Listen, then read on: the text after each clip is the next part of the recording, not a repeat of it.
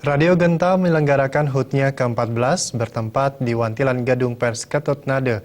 Berbagai kegiatan pelestarian budaya turut memeriahkan HUT ke-14 Radio Genta seperti keguntangan dan persembahan tari Bali.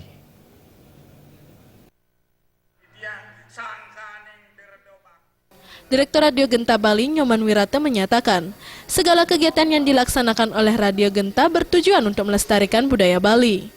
Nyoman Wirata juga menegaskan, Radio Genta Bali kedepannya agar mampu mengembangkan budaya Bali dan membangun kehidupan masyarakat ke arah yang lebih baik. Nyoman Wirata berharap, kedepannya agar seluruh masyarakat mampu memanfaatkan Radio Genta sebagai ajang untuk melestarikan budaya.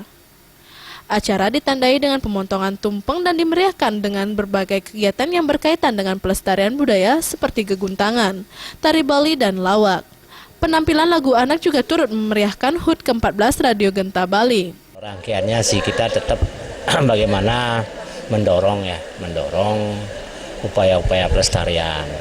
Itu yang pertama. Yang kedua, kegiatan-kegiatan itu tentu berkaitan dengan pelestarian budaya. Tetapi ke depan dalam 2016 ini kan kita tidak ada sekedar pelestarian budaya. Bagaimana radio ini dimanfaatkan untuk melakukan langkah yang luar biasa dalam kaitan membangun Bali. Tidak saja pelestariannya, tapi bagaimana pengembangan budayanya, bagaimana pengembangan ekonomi, sehingga masyarakat Bali bisa mandiri dalam bidang ekonomi. Nah, inilah fungsi radio, sehingga betul-betul nanti dimanfaatkan oleh masyarakat Bali untuk membangun sinergisitas, untuk membangun sebuah jaringan yang bisa memberikan dampak yang lebih besar lagi kepada kerama Bali, seni dan adat budaya Bali.